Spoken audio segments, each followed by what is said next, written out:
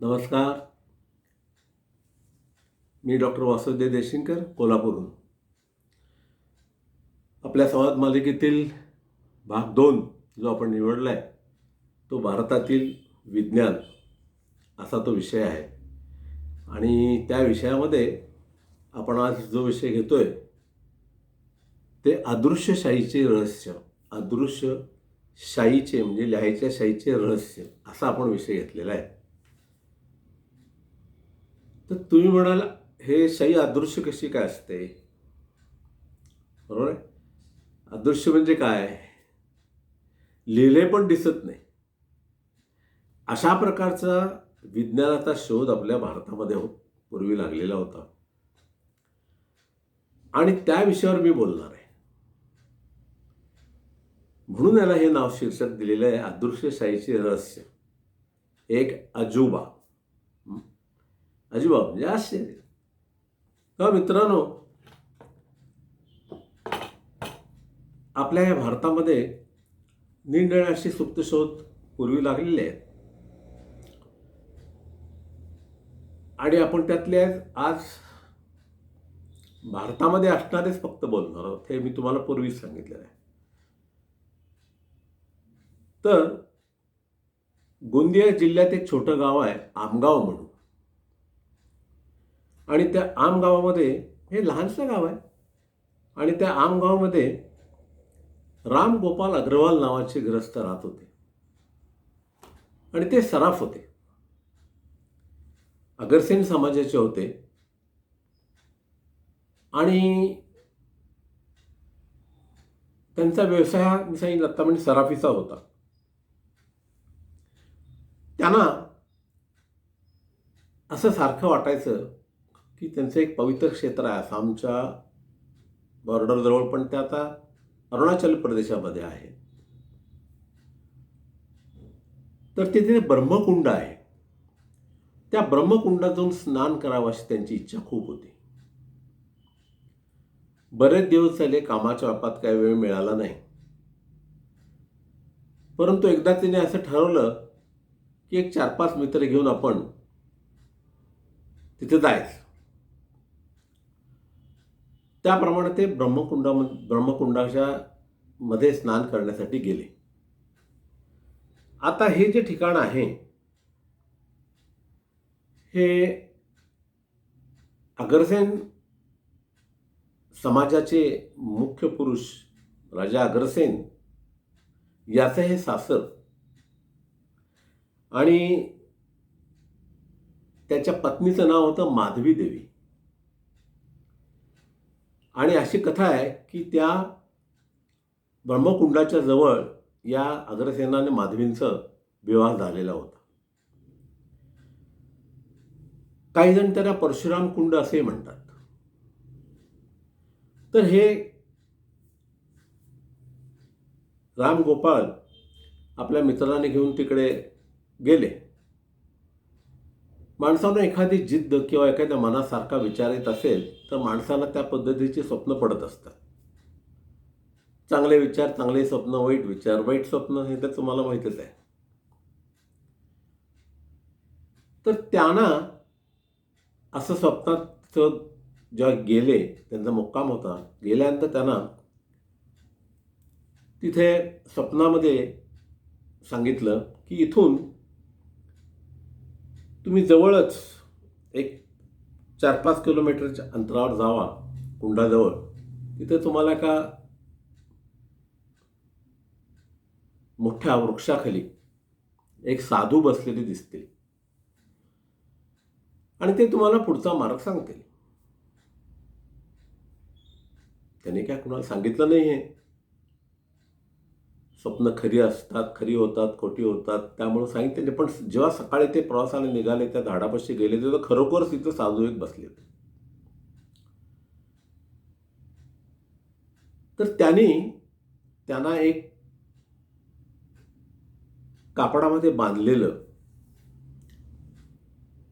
एक चौकोनी असं गाठोडं त्यांच्या हातात दिलं आणि सांगितले की तुम्ही या मार्गाने पुढे चालायला जा, तुम्हाला तुमचा मार्ग सापडेल. झालं पुढं. तर हे गेले, स्नान वगैरे सगळं केलं. पुढे आपल्या परत गावात आले, व्यवसाय सुरू झाला आणि बरेच वर्ष त्यांनी ते गाठोडं काही सोडलेलं नव्हतं, तसंच ठेवलेलं होतं. आणि एके दिवशी मनामध्ये त्यांच्या आले, काय बघावं तरी, म्हणून त्यांनी ते एके दिवशी उघडून बघितलं तर त्यात भुर्जपत्राची कोरी पानं होती. मग तर ती कोरी पानं करायची काय, हा प्रश्न पडला ना. साधूने दिलेली पानं, त्याचा करायचा काय प्रश्न पडतो ना. पुष्कळ वेळा धार्मिक प्रश्न पडतात. त्यांनी परत बांधलं, तसंच ठेवलं. पर काही दिवस गेले आणि त्यांनी ती पानाचा गठ्ठा आपल्या पूजेमध्ये एक पवित्र म्हणून पूजेच्या स्थानापाशी ठेवला. घरातल्या देवामध्ये पूजेचं स्थान होतं तिथे ठेवलं. आणि मग ती पूजा करताना वगैरे आपल्याकडे माहिती आहे, नैवेद्य दाखवणे किंवा आचमन घेणे वगैरे प्रकार पडतात. ते पूजा करताना त्या पानावरती पाणी पडलं आणि ते पाणी पडल्यानंतर 1-2 मिनिटात त्यातले अक्षरं खालची दिसायला लागली, लिहिलेलं. म्हणून त्याने आणखीन थोडं पाणी मारलं, तर ते पानावरची सगळी अक्षरं दिसायला लागली. आश्चर्यचकित झाले. म्हणाले, हा काय प्रकार आहे. म्हणून त्यांनी ती पानं सगळी एकत्र परत केली आणि तिथल्या त्यांचे एक रामगोपाल नावाचे गुरुजी होते, त्यांना विचारलं की हे प्रकार घडण्यापूर्वीच त्यांना विचारलं होते, त्या पायांचं काय करू. ते म्हणजे तुला पाहिजे असेल तर ठेव, नाही तर नदीत विसर्जन कर. आपल्याला माहिती आहे की कुठली गोष्ट आपल्याला नको असेल तेव्हा त्यांनी नदीत विसर्जन करतात. पण यांनी ती ठेवली, ते देवात ठेवली. ती पाणी पडल्यामुळे त्याला अक्षर दिसायला लागले. अक्षर दिसायला लागल्यानंतर त्याने ती सगळी जी पानं होती ती एक एक भिजवून काढली सगळी. सुमारे 300-400 पानं तर ते असावीत. आणि ती सगळी काय बघितली तर सगळी संस्कृतमध्ये लिहिलेले श्लोक होते.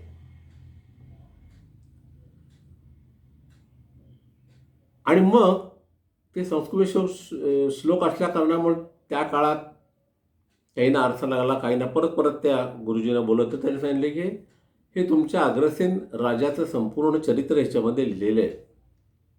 त्याला एक प्रकारची तुम्ही गाथा म्हणा, पोथी म्हणा, काही म्हणा. तुमचा जो जमातीचा प्रमुख आहे त्याचं हे सगळं चरित्र ह्याच्यामध्ये आहे. त्यांनी ते सगळं बांधून ठेवलं पुराण घट्ट. बातमी सगळ्याकडे पसरली. प्रत्येकानं रोज ते दाखवलेलं पान दाखवायचं, भिजवायचं असं ते लौकिक वाढला संपूर्ण. आणि हे जे गाव आहे ते थोडं मध्य प्रदेश आणि झारखंडच्या बाजूला मध्ये आहे. सगळीकडे पसरलं, रोज गर्दी. सगळ्यांना ते दाखवत होते. लोकांची श्रद्धा बसली. पण कोणाला काही समजत नव्हते काय झालं, कसं झालं. आणि मग हा विषय निर्माण झाला की ही सही अशी जाते कशी, येते कशी, भिजल्यावरच काय येते वगैरे वगैरे. या पत्रावरतीच काय येते, ती भुर्जपत्रावरती, असे विचार लोकांच्या मनामध्ये यायला लागले. प्रसिद्धी पावली. यांच्या जमातीतले लक्ष्मीकांत मित्तल लंडनमध्ये स्थायिक होते. त्यांनी सुमारे 1.5 कोटीला सांगितले की हे मला तुम्ही द्या, ही पोथी द्या, माझ्याकडे संरक्षणार्थ ठेवतो. तर यांनी सांगितलं नाही, हे मला मिळालेलं आहे आणि अद्भुत आहे, तेव्हा हे काही मी ठेवणार नाही. मग जे रामगोपाल मी तुम्हाला उल्लेख केला ते नागपूरमध्ये होते. तर त्यांनी एक ट्रस्ट स्थापन केला.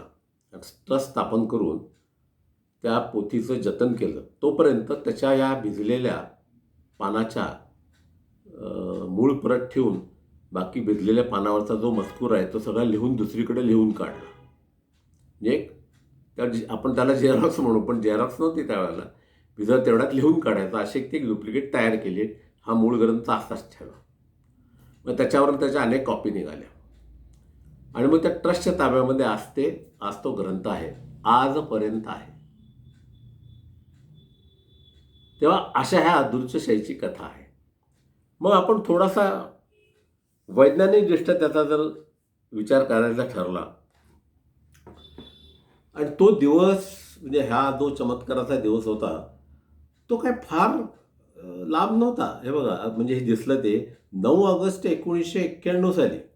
9 ऑगस्ट 1991 साली हा शाहीचा चमत्कार त्या आमगाव गावामध्ये झालेला होता. म्हणजे बघा की ही आता 20 वर्ष आणि त्याच्या अगोदरची 8 वर्ष, 28-30 वर्षापूर्वीची सगळी कथा आहे. तर मित्तल साहेबांनी पुन्हा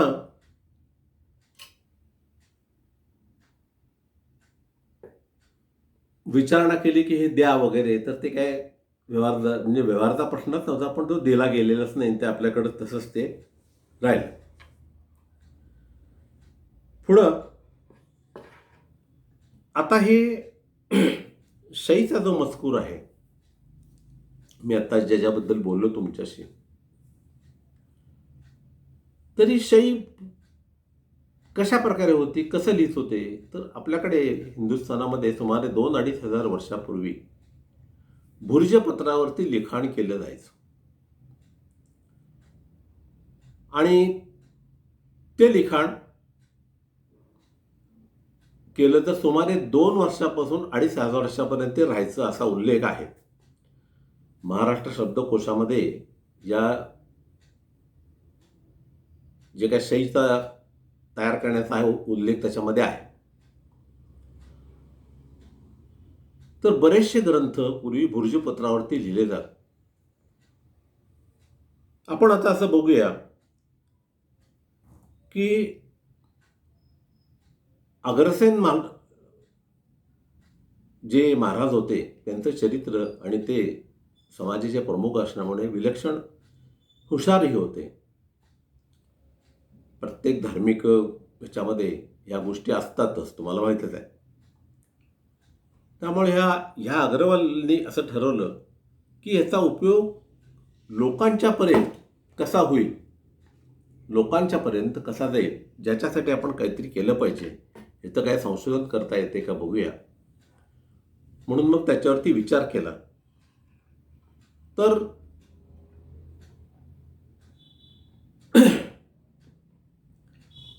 तर हा ग्रंथ नंतर असं त्यामध्ये जेव्हा सगळं निदर्शनात आलं तर हा ग्रंथ जेमिनी नावाच्या ऋषीने लिहिला होता.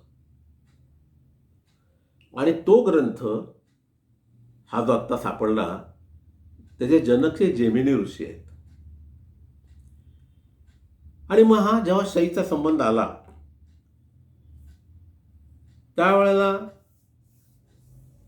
प्रत्येकाने जेव्हा अनेक लोक जेव्हा यायचे त्यावेळेला काही शंकायुक्त सगळं झालं. आता त्याचा एवढा प्रसार झाला होता की हे सगळं आहे हे सिद्ध झालं होतं. तो ग्रंथ सुरक्षित आहे सिद्ध झालं होतं. तो ट्रस्टकडे आहे ते सिद्ध झालं होतं. बरं काय. मग आता सगळा प्रश्न वैज्ञानिकांना प्रश्न पडला होता, हे काय चमत्कार आहे, कशामुळे झाला, काय झाला वगैरे जेव्हा विषय निघाले त्यावेळेला मग पंडित राजाभाऊ पुजारी यांनी बरेचसे प्रयत्न करून त्याच्या काही संशोधन करण्याचा प्रयत्न केला. परंतु संशोधनाला मर्यादा होत्या. पण थोडंसं फार सापडलं काय, प्राचीन ग्रंथातनं जे काही थोडंफार ज्ञान सापडलं, कारण तुम्हाला मी सांगितलंच की बरंचसं ज्ञान लुटलं गेलं, जाळलं गेलं, त्यामुळे ते ज्ञान नव्हतं. मग भारतामध्ये त्यावेळेला थोडासा रेफरन्स घेतो. चर्मटपत्र, ऊर्ध्वपत्र, ताडपत्र अशा पत्रावरती आणि भुर्जपत्र अशा पत्रावरती हे सगळे मजकूर आणि लिहिले जातात. म्हणजे बघा, लिहिण्याची कला म्हणजे लिपी आली, शाई आली, कागद म्हणून भुर्जपत्र आलं. ह्या सगळ्या गोष्टी आपल्याला 2-2.5 हजार वर्षापूर्वी होत्या. हा अजूबा आहे. बरोबर आहे. आता प्रश्न निर्माण असा झाला की हे भुर्जपत्र म्हणजे काय? जास्तीत जास्त वापरलं गेलं ते भुर्जपत्र. तर भृगु ऋषींनी या भुर्जपत्राचा शोध लावला. म्हणून त्याला भुर्जपत्र म्हणतात. आता हे भुर्जपत्राची जी झाडं आहेत ही काश्मीरमध्ये आहेत. आणि काश्मीरमध्ये ही जी झाडं आहेत ती झाडं, त्या झाडांची साल, मोठी साल काढायची, ती वाळवायची, त्याला तेल लावायचं, ती परत पाण्यात बुडून उकळून काढायची, मग त्याचे तुकडे आपल्या पाहिजे त्या साईजप्रमाणे करायचे, लिहिण्यास योग्य असेल तसे, ज्याला पाहिजे तसे, आणि हे भुर्जपत्र तयार करायचं. हे भृगु ऋषीने केल्यामुळं त्याला भुर्जपत्र असं म्हणतात. आणि हे लिहिण्यास अत्यंत उपयोगी आणि टिकण्यास अत्यंत उपयोगी. कुठली कसर बिसर त्याला काय लागत नाही.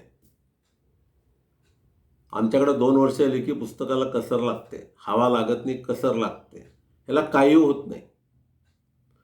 आणि बाकीचे मी तुम्हाला जी पत्र सांगितली त्याचा पण उपयोग होत होता, पण त्यांचं लाईफ जरा कमी असल्या कारणामुळं भुर्जपत्रांचा वापर आपल्याकडं जास्त पद्धतीनं झाला आणि त्याच्यावर ते शाईने लिहित. आता शाईचं काय प्रकरण झालं? शाईचं तर पहिल्यांदा गेरू गेरू नावाचा एक पदार्थ होता, तो पाण्यात उकळून त्याचं पातळ पाणी करून आणि मग त्यामधनं पानावरती लिहिलं जायचं, असा एक उल्लेख आहे. आणि दुसऱ्या पानावर, म्हणजे ही दुसरी प्रकारची पानं होती ती, त्याला कच्ची पानं म्हणत. आणि दुसऱ्या भुर्जपत्रावर त्याला पक्की पानं म्हणत. म्हणजे व्यापारी हिशोब कच्चा लिहायचे, ते इतर पानावर लिहायचे, आणि भुर्जपत्रावर पक्क्या पानावर लिहायचे. असे 2 प्रकार त्यावेळेपासून होते. तर या गेरूपासनं जे काय तयार झालं ते कच्ची शाई म्हणून वापरण्यात आलं. आणि कच्च्या शाईचा उपयोग हे व्यापारी लोक अशा पद्धतीने आपल्याला करत होते. त्यानंतर मग दुसरा एक प्रकार होता की पिंपळाचा पानाचा जो गोंद असतो, तो गोंद घेऊन तो उत्तम प्रकारे उकळायचा आणि तो तिळाच्या तेलात मिसळून एकवट झाल्यानंतर त्याला आपण काय म्हणतो, रस काढून पिळायचा, रस काढायचा, आणि तो थंड झाल्यानंतर तो लिहायचा. तोही कागदावरती ह्या लिहिल्या जायचा, पिंपळाच्या पानापासून. अशा प्रकारचे हे 2 शाई त्यावेळेला प्राप्त झाल्या. आणि त्या शाईचा उपयोग तेव्हापासून आपल्याकडं होत गेला. आणि हे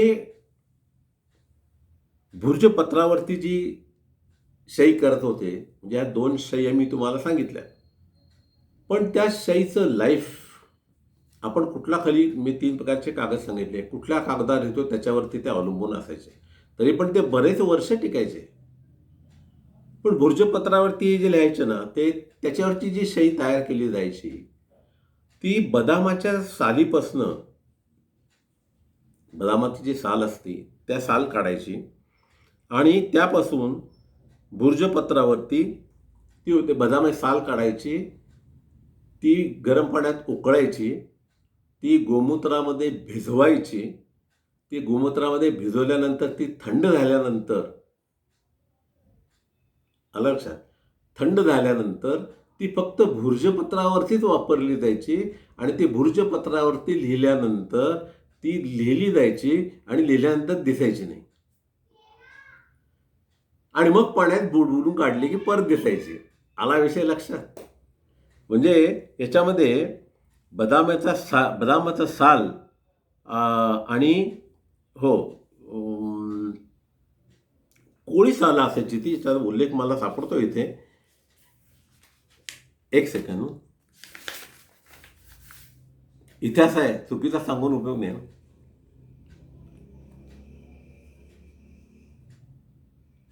हां, बदामाचे साल आणि कोळसे, आता मी कोळसे विसरलो होतो.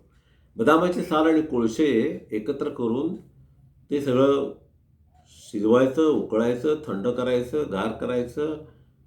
ते झाल्यानंतर ते भुर्जपत्रावरच वापरायचं. तरच हे जे काही तुम्हाला अदृश्य शाई दिसायची ना, ती दिसायची. ते लिहिल्यानंतर दिसायचे नाही आणि भिजवल्यानंतर दिसायचे. म्हणजे हा जो शोध लागला गेरूपासून, पिंपळाच्या पानापासून आणि भुर्जपत्रापासून, बदामाच्या सालीपासून, इतक्या प्रकारापासून ह्या शाई तयार करत होत्या. आणि ही अदृश्य शाईचा शोध भारताशिवाय कुठेही जगात लागलेला नव्हता. हा ह्याच्यातला आजोबा आहे, म्हणून याला मी आजोबा म्हणतो. अशी आजपर्यंत कुठलीही शाई नाही आहे. म्हणजे आता आपण 21व्या शतकात आहोत. सगळे बॉलपेन वापरतो. त्याच्यापूर्वी सगळ्या काळ्या शाया, निळ्या शाया वापरून झाल्या. अशा शाई गेलेल्या कुठल्याच नाही आहेत. आलं लक्षात? अदृश्य शाई कुठलीच झालेली नाही. कोर्टात देखील काळी शाई वापरत होते आणि बॉलपेन चालायची नाही. पण आता बॉलपेन चालती, कारण त्याचा आता ते तुम्ही फोटोग्राफी करता आणि त्याचं इंटरनेटवरती कॉपिंग होऊन त्याच्या प्रती निघतात. या सगळ्या गोष्टी सुरू झाल्या असल्या कारणामुळं आताच बॉलपेन चालते. पण आता पूर्वी चालत नसायचे. आता तुम्ही थंब इम्प्रेशन तर द्या डाव्या हाताचा किंवा काळ्या शाईनी सही करा. तो माणूस बसलेला म्हणाला काळ्या शाईनी सही करा. सगळ्या कागदपत्रावर कायदेशीर काळ्या शाई तुम्हाला मिळतील. त्याचं कारण निळ्या शाईपेक्षा काळ्या शाईचं अस्तित्व जास्त आहे आणि जे जास्त दिवस टिकतं असा एक दिलासा, एक खात्री आपल्या लोकांना लागली असावी म्हणून ते करत होते. किंवा निळी शाईपेक्षा सगळे वापरतात म्हणून काळी शाई असंही असू शकेल. परंतु हा जो प्रकार आपला आहे, मी आत्ता तुम्हाला सांगितलेला, तो मात्र कुठेही नव्हता. त्यामुळं या समाजामध्ये, अग्रसेन समाजामध्ये या तिन्ही प्रकारच्या शाया वापरल्या जात त्यावेळेला. आता हा विशेष वापरण्याचा नाही आहे, कारण का सगळ्या शाया आलेल्या आहेत. परंतु मला हा विषय जे सांगायचा होता की हे जे सुप्त ज्ञान आहे हे भारतात आलं कुठनं, कसं आलं हे अजूनही मात्र काय समजलेलं नाही. त्याचा जनक कोण आहे, ते कसं बनवतात हे वगैरे सगळं समजलं काय. पण त्याचा म्हणजे जनक म्हणजे अग्रसेनाचा ग्रंथ लिहिलेला जनक सापडला. पण ही शाईचा शोध कोणी लावला, हे असं कसं होते हे काय अजून कुणाला समजलेलं नाही आहे. आणि म्हणून हा अजूबा आहे. तेव्हा परदेशी लोकांनी असं काय म्हणता कामा नये की आम्ही शाईचा शोध लावला आणि भारतात तर काय तो शोध लागलेला नव्हता असं म्हणायचं जे काय त्यांचं काही कारण नाही आहे. कारण ते क्रेडिट काय त्यांना नव्हतं. आता हे जे प्रकार मी तुम्हाला सांगितले, या प्रकारनं आत्ता करता येते. गोंद म्हणा, मी आत्ता सांगितलं ते पिंपळाचे साल, याच्यातनं शाई वगैरे करता येते. त्याची ड्युरेबिलिटी काय नाही, कारण त्यात बाकीचं काय घालत होते हे काय कोणाला माहीत नाही. आणि त्या कारणामुळे या अदृश्य शाईचं रहस्य जे आहे भुर्जपत्रावर लिहिलं आहे, त्या अदृश्यच राहिलेलं आहे. तेव्हा आपल्याला विचार करताना एक असा विचार केला की भारतामध्ये या 3 प्रकारच्या शाई चालत होत्या आणि त्याचा वापर आपण सर्रास करत होतो.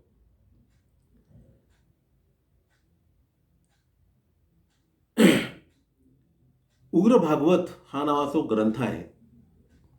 त्या ग्रंथामध्ये याचा उल्लेख केलेला आहे. म्हणजे अग्रसेन समाज जे आहे, अग्रवाल समाज आहे, त्यांचा जो ग्रंथ आहे त्याच्यात त्याचा उल्लेख केलेला आहे. तर या 2 ते 2.5 वर्षापूर्वी शाईने लिहिण्याचं तंत्र जेव्हा अनेक संशोधनानंतर सिद्ध झालं असेल, तर अनेक प्रकारची रसायनं त्यात वापरली गेली असणार. मग ती रसायनं कुणी वापरली, कुठली आणली, याचा ते काही शिल्लक नाही. ते ज्ञान काय आज काही आपल्याकडे शिल्लक नाही. थोडक्यात काय आहे, तर शास्त्रशुद्ध विज्ञान हा प्रकार पाश्चिमात्याने आणला, ही जी मनोभूमिका सगळ्या लोकांची आहे ती चुकीची आहे. एकेकाळी लेखनशास्त्र या देशामध्ये उत्तम प्रकारे नांदत होतं, हे ह्या प्रकारानं सिद्ध झालेलं आहे. आता व्यासानी गणपतीला जे काय लिहायला सांगितलं, महाभारत लिहिलं गणपतीने, किंवा ते तुम्हाला चित्र जे दिसतात ते सगळे भुर्जपत्रावर लिहिलेले आहेत. ती भुर्जपत्र अजूनही आपल्याला भुर्जपत्र काश्मीरमध्ये वगैरे तुम्ही गेलात तर बघायला मिळतात. कालामानाप्रमाणे त्या क्वालिटीचे आहेत की नाही काय माहीत नाही, कारण त्या झाडांची तशी निगा राखणं किंवा कुठलं झाड सिलेक्ट करणं हेही कुठं लिहिलेलं नाही आहे. पण भुर्जपत्रावरती या बदामाच्या सालीपासून मी आत्ता तुम्हाला सांगितल्याप्रमाणे त्याच्यामध्ये कोळसा घालून ते उकळून गरम करून गार करून त्याचे तुकडे करून आपल्याला पाहिजे तसे, आणि पुन्हा ते एकत्र जर बांधायचे असतील तर त्याला भोकं पाडायची आणि त्यातनं ते एका दोराने किंवा दोरीनं किंवा एका झाडाच्या बारीक सालीनं ते बांधले जायचे आणि ती भुर्जपत्र ठेवली जायची. इथंपर्यंत हे ज्ञान आपल्याकडं प्रगत होतं. तर हा जो विषय जो मी घेतला, सुप्तसाईचे रहस्य, हे अजोबा आहे की नाही? हा अजोबाच आहे. तेव्हा पाश्चिमात्यांचं जे काय म्हणणं होतं की शाईचा शोध आम्ही लावला, तुम्ही आता सगळीकडे शोध शाईचे लागले. एक आता टेक्नॉलॉजी काय एका ठिकाणी आली की दुसऱ्या दिवशी त्याचं चालू होतं. त्या काळात काय नव्हतं. पण 2-2.5 वर्षापूर्वीची गोष्ट आहे. ते पाश्चिमात्य देश मागासलेलेच होते. हे सगळं बोलतात 400-500 वर्षापूर्वीपासूनच बोलतात हो. आम्ही 2-2.5 वर्षापूर्वीपासून बोलतोय. तेव्हा हे आमच्याकडची कला ही उत्तम होती, लिखाणाची कला उत्तम होती, शाईचीही होती, पानांचीही होती, आणि लेखनशास्त्र हे प्रगत झालेलं होतं, हे याच्यावरनं सिद्ध होतं आहे. असं ह्या अदृश्य शाईचं रहस्य आहे, अजूबा आहे. हे आपल्या घरातल्या मुलांना सांगा, सगळ्यांना सांगा की हे अदृश्य शाई म्हणजे काय असते.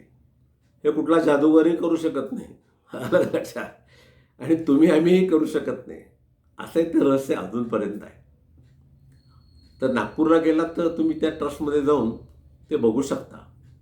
तो ग्रंथ जो आहे तो बघू शकता, बघा आपण. तर असा हा अदृश्य शाईचा महिमा आहे, तो आज मी तुम्हाला सांगितला, आणि आज हा विषय थांबवतो. पुढच्या शनिवारी दुसरा विषय घेऊन येतो. धन्यवाद. हो, आणखीन एक विनंती,